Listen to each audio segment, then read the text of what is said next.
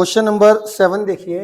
Question number 7 में क्या कह रहा, a man running a race course note that the sum of distance from the two flag post from him is always 10 metre and the distance between the flag post is 8 metre, find the equation of the post traced by the man. देखो क्या कह रहा है, मेरे पास एक man है जो running कर रहा है रेस कोर्स में। एक मैन किसमें रनिंग कर रहा है, रेस कोर्स में, और उसका जो sum of distance from the two flag post, उस जहां पे वो रनिंग कर रहा है, तो जहां मर्जी हो उस रेस कोर्स के अंदर, उसका दो फ्लैग पोस्ट से जो डिस्टेंस होगा उसका सम हमेशा कितना होगा 10, और दोनों फ्लैग पोस्ट के बीच का जो डिस्टेंस है वो है 8 मीटर, और हमारे को find the equation of the post traced by the man आपको बताना है।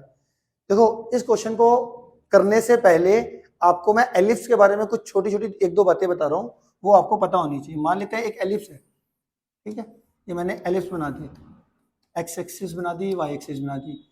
अब इस एलिप्स के ऊपर अगर कोई बंदा भाग रहा है, ठीक है, आपको मैंने बेसिक्स में बता ही रखा है, यहाँ पर होते हैं फोकाई ए ई कोमा 0 माइनस ए ई कोमा 0।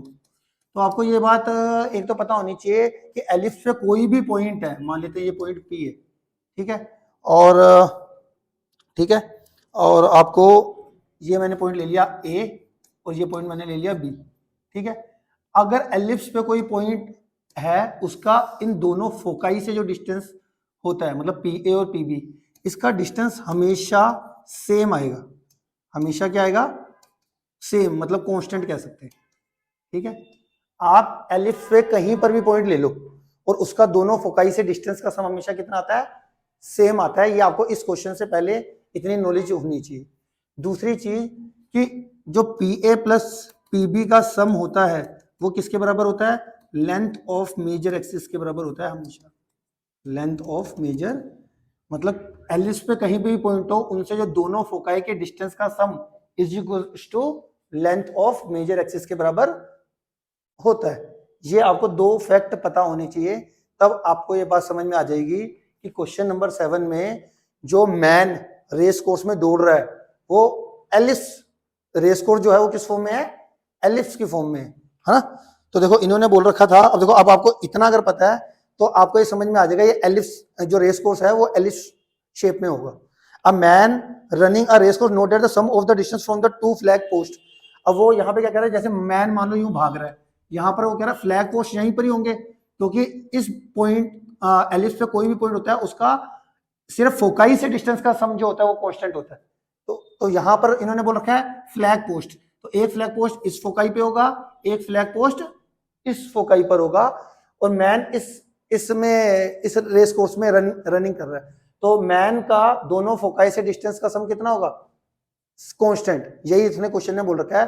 तो इट मींस से जो हमारा रेस कोर्स होगा वो किस फॉर्म में होगा? एलिप्स फॉर्म में होगा, ठीक है। तो आप ये लिख सकते हो we know that in ellipse any point, यहां पे इसको कोमा पाके, any point on ellipse whose sum of distance from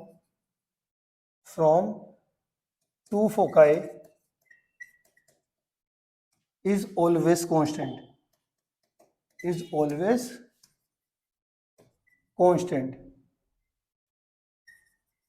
and also we know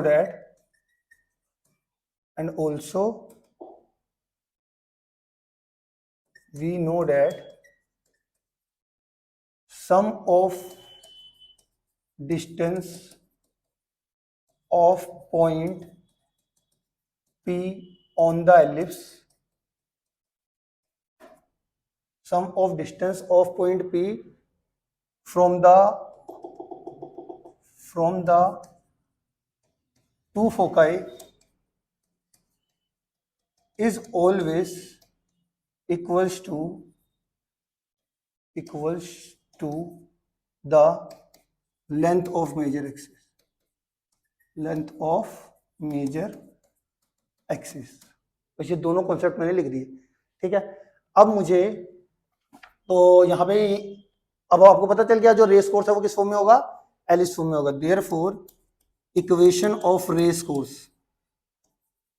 equation of race course और ब्रैकेट में लिख दो एलिप्स, वो कौन सी होगी, X square upon A square plus Y square upon B square is equal to 1। ठीक है, और जैसा कि हमारी ये नॉलेज कहती है, इसमें जो फ्लैग पोस्ट है वो किसके भी, फ्लैग पोस्ट कहाँ पर है, फोकाई पर।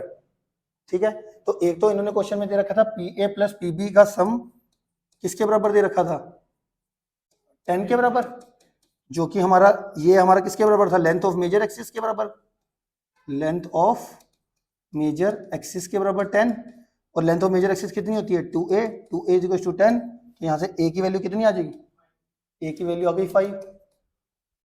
और आपको क्या दे रखा था, distance between two flag post, distance between two flag post वो कितना दे रखा था 8 मीटर।